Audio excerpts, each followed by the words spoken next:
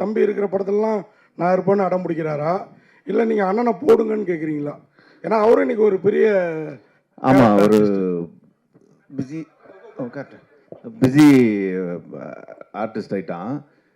தெரியல, ஆக்சுவலி இந்த படம் தான் ஆரம்பித்தோம். அதுக்கப்புறம் பெருசில் வந்துட்டு ரெண்டு பேரும் பயங்கர ஈக்குவலாக. இப்போ அவன் தான் டெய்லி வந்து இனோவா வரும், கன்ஃபியூஸ் ஆகுது. இப்போது முந்தி கன்ஃபியூஸ் ஆகிட்டு இருந்துச்சு, இப்போ கன்ஃபார்மாக அவனுக்கு தான் வருது இனோவா.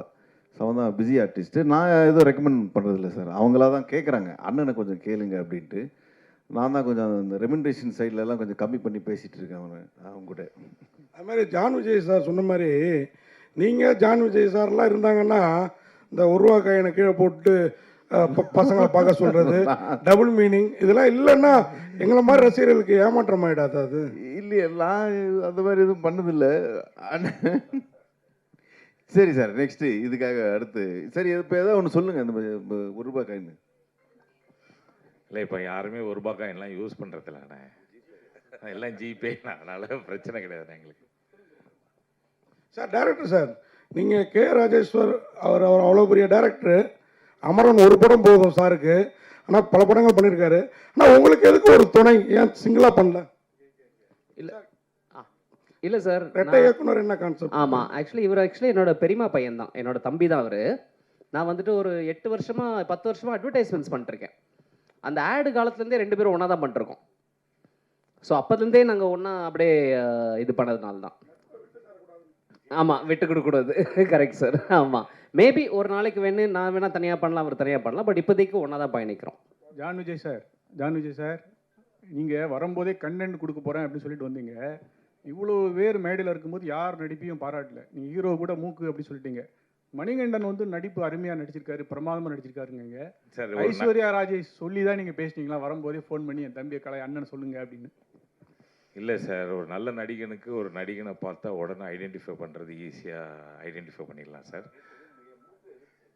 இல்லை, அவன் மூக்கை பற்றி பேசினோன்னா நிறைய பேசலாம் சார். அதுக்கு வேறு கேள்வி கேட்டிங்கன்னா நான் பதில் சொல்லுவேன் சார். ஐஸ்வர்யா ராஜேஷும் வந்து எனக்கு ரொம்ப வருஷமாக தெரியும் அவங்கள. Very hard working person, and whatever she is today, she is made it by her hard work. I will always appreciate that, because நாங்களாம் அந்த மாதிரி தான் சார், கஷ்டப்பட்டு வாழ்க்கையில் வந்தவங்க சார். எங்களுக்கு கண்டென்ட் கொடுக்கணுன்னு ரொம்ப பிடிக்கும் சார். அதுதான் நாங்கள் குட் ஆக்டர்ஸாக இருக்கோம் சார். கைத்தட்டுங்க sir please sir. Thank you sir. அது இல்லையாரு, உங்கள்கிட்ட கேட்குறோம். ஒரு மூக்கு இதை பற்றி சொன்னனால ரொம்ப நாளாக உங்களை பற்றி ஒரு நெட்டில் இதுலலாம் வருது. நீங்கள் வந்து பிளாஸ்டிக் சர்ஜரி பண்ணிட்டீங்க, ஒரு ஹாலிவுட் மாதிரி இது மாதிரி. அது உண்மையா பொய்யா?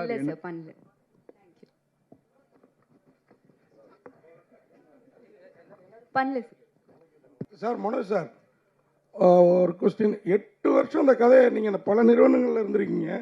8 வருஷம் கழிச்சு இந்த ப்ரொடியூசரை டைரக்டருக்கு ரெஃபர் பண்ண காரணம்? ஒன்றும் இல்லைங்க, இது வந்து இந்த 8 வருஷம் எந்த ப்ரொடக்ஷன் கம்பெனி, எத்தனை ப்ரொடக்ஷன் கம்பெனி, இதை தூக்கி வச்சுருங்க.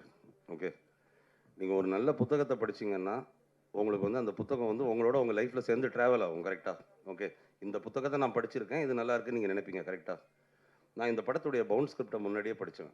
ஓகே, நான் வந்து என்னுடைய ஸ்டைல் என்னென்னா, நான் வந்து கதை கேட்டால் ஏனோ தானோன்னு கேட்கணுங்கிறதுக்காக கேட்க மாட்டேன். ஓகே, ஒரு கதை எனக்கு எடுபடலைன்னா கூட யாரோ ஒருத்தங்க நான் உங்களுக்கு கதை சொல்லியிருக்கேன்னு சொல்லும்போது, இந்த கதையை இதைத்தானே சொன்னீங்கன்னு ஏதோ எனக்கு வந்து அது கோர்வையாக சொல்ல எனக்கு வந்து தெரியும். ஓகே, இந்த கதை என்னுடைய மனசில் வந்து நல்லாவே பதிஞ்சிருந்துச்சு. இது எப்போ இது வந்து படமாக எடுக்கப்பட்டாலும் அந்த காலகட்டத்துக்கு ஏற்ப ஓகே அது வந்து கரெக்டாக இருக்கும் அப்படிங்கிற நம்பிக்கை எனக்கு இருந்துச்சு. அது என் மைண்டில் பதிஞ்சிருச்சு.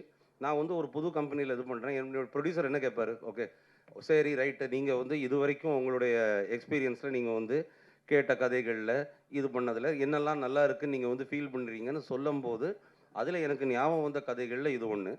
இன்னொன்று அதுக்கு வந்து இன்னொரு ஒரு ஒரு ஒரு இதுவும் இருக்குது.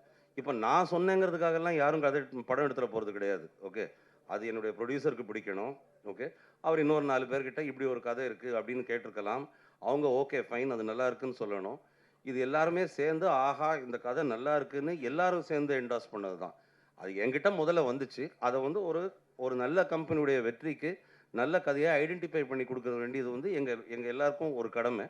அது இந்த கதையை என்கிட்ட வந்துச்சு, நான் அனுப்பிவிட்டேன். அவ்வளோ சார். மனோஜ் சார், உங்களுக்கு தான் இங்கே சார், பிடிஜியோட முதல் படம் இது.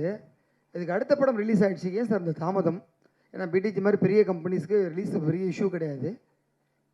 எனக்கு கிளியராக புரியல, சொல்லுங்க திரும்பி. இல்லை சார், பிடிஜியோட முதல் படம் இதான் ப்ராக்டிக்கலாக. அப்புறம் தான் ரெண்டாவது படம் தான் டிமாட்டி காலனி வந்தது. அது ரிலீஸில் ஃபஸ்ட்டு வந்துருச்சு. ஏன் டிலே? அதை நான் ரொம்ப சிம்பிளாக சொல்கிறேன்.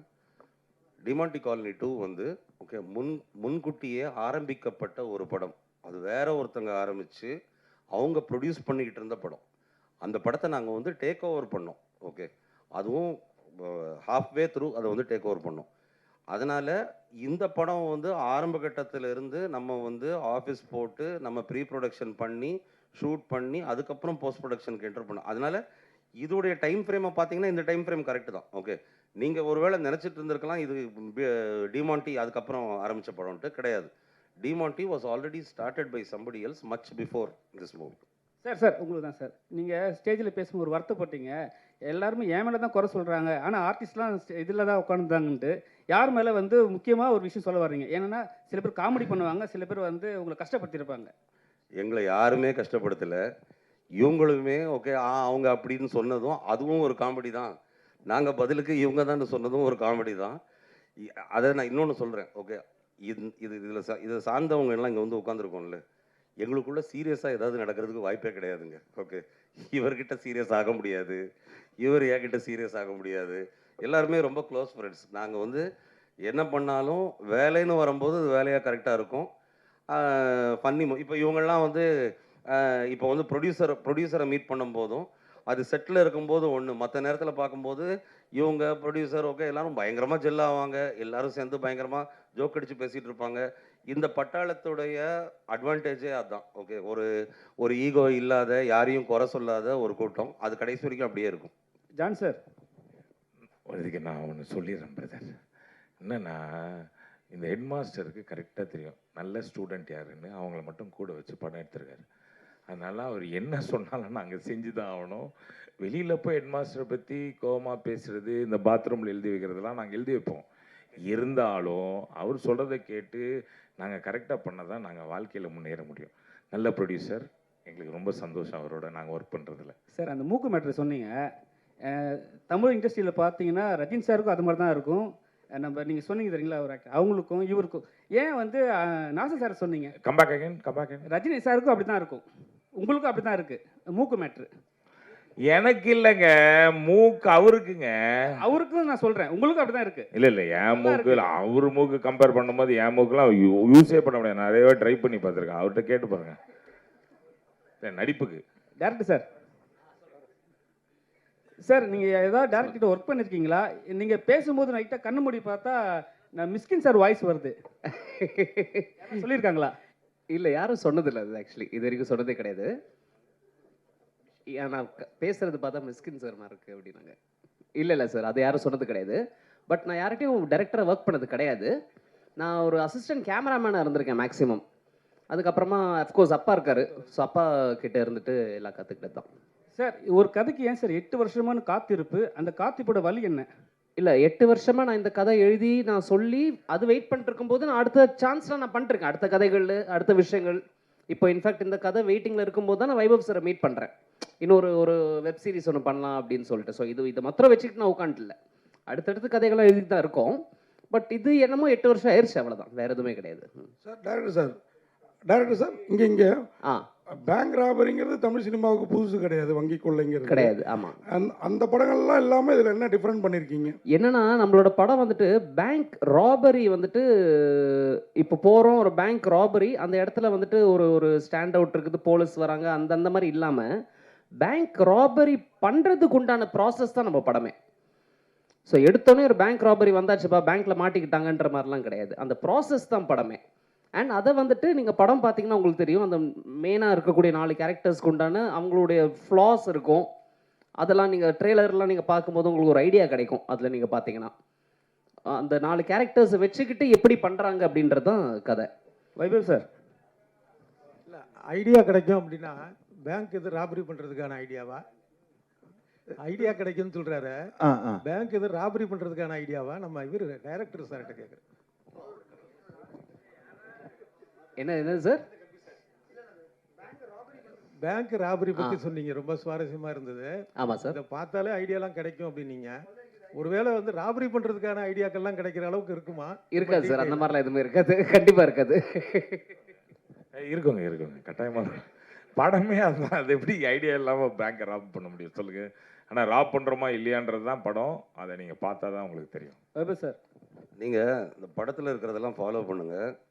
வைபவ் வந்து ஒரு கமெண்ட் விடுவார், அந்த ட்ரெய்லர்லேயே நீங்கள் வந்து பார்த்துருப்பீங்க, உங்களை வச்சுக்கிட்டு ஒரு பவர் பேங்கை கூட திருட முடியாதுன்ட்டு.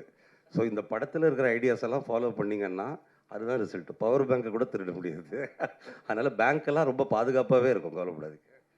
சார் வைபவ் சார், எப்பவுமே உங்களோட இது வந்து ஏபிசி சென்டர், உங்களுக்கு எது பிடிச்ச சென்டர்? ஏன்னா நீங்கள் வந்து படம் சொல்லும் போது சில விஷயம் சொல்லியிருக்கீங்க, எனக்கு வந்து பி சென்டர் தானே நான் அடிச்சு காலி பண்ணிட்டு போவேன்ட்டு. இது ஆமாம், அந்த ஒரு படத்துலேயே சொல்லியிருக்கீங்க. புரியல. வெங்கட் பிரபு படத்துல ஒரு லாஸ்ட் சீன்ல வந்து கடத்தின் போவார் ஜெய். ஓகே சரிங்களா, அந்த சீன்ல வந்து நீங்க சொல்லியிருப்பீங்க. ஸோ இப்போ எப்படி தோணுது உங்களுக்கு? நீங்கள் சொன்ன ஏபிசி எல்லா சென்டரும் ட்ரை தான் இன்னும் பண்ணியிருக்கோம். அட்லீஸ்ட் நல்ல ஏல எல்லாம் வந்து நல்ல மரியாதை இருக்குது. பியில் நெக்ஸ்ட்டு இந்த படத்து வழியாக வந்துடும். அது நம்பிக்கை இருக்கா உங்க மேலே? இருக்குங்க, நம்பிக்கை தான் வாழ்க்கை. எங்கள் நம்பிக்கை தான் வாழ்க்கை, என்ன சொல்கிறதுன்னு தெரியல. வைபவ் சார், நீங்கள் நல்லா சுரங்கம் தோணுனீங்க. ஆனால் அண்ணன் தண்ணி அடிச்சுட்டே ஜாலி பண்ணிட்டு இருந்தார். என்ன அவருக்கு சேர்த்து நீங்கள் தோணுனீங்களா சுரங்கத்தை? ஆமாம், அவனுக்கு சேர்ந்து பண்ண இந்த படத்தில் பார்த்தீங்கன்னா சென்னை சிட்டி கேங்ஸ்டர்ஸில் வந்து அவன் அப்படி தான் இருப்பான் லைட்டாக எப்பயுமே. அவன் பேர் எது இருக்கு, என்னது, குடிக்குமார் அப்படின்ட்டு நல்லா பண்ணியிருப்பான், நல்ல ஆக்டர் ஆகிட்டான். அதாவது பெருமையான விஷயம். ஜென்ரலாக அண்ணன் சினிமாவுக்கு வந்து அதுக்கப்புறம் தான் வந்து தம்பி வர்றது அந்த மாதிரி இருக்குல்ல. இப்போ தம்பி வந்து அண்ணன் வரான் சினிமாவுக்கு, அவன் டெய்லி ஷூட்டிங் போகிறான்னு நினைக்கும் போது எனக்கு ரொம்ப பெருமையாக இருக்குது. சார், நீங்கள் நடித்து நிறைய படங்கள் வந்து நீங்கள் கதை கேட்டிருப்பீங்க, ஆனால் கை நடுங்கி போயிருக்கும். சில படங்கள் நடிச்சிருந்தா நல்லா இருக்குன்னு சொல்லிட்டு எந்த படம் சார் நினைக்கிறீங்க? நீங்கள் சூஸ் பண்ண படத்தில் ஏதாவது படம் வந்து கை நழுவி போயிருக்கும், நீங்கள் நடிச்சிருந்தா, இந்த படம் நடிச்சிருந்தா இன்னும் பெரிய லெவலில் இருந்திருக்கும் அந்த படம், எந்த படம் நினைக்கிறீங்க? அந்த லிஸ்ட்டு நம்ம தனியாக ஒரு 1 hour இன்டர்வியூ வச்சுக்கலாம். வைபவ் சார், இந்த படத்துக்கு சென்னை சிட்டி கேங்ஸ்டர்னு படம், இதுவும் பேங்கு கொள்ளையடிக்க படம். இதே மாதிரி கேங்கர்ஸ்னு ஒரு படம் வந்தது, வடிவேலில் நடித்த படம், அதுவும் இந்த மாதிரி கொள்ளையடிக்க படம். சுந்தர்சி சார் படம். சுந்தர்சி படம். அந்த படம் பார்க்கும்போது என்ன நினச்சிங்க?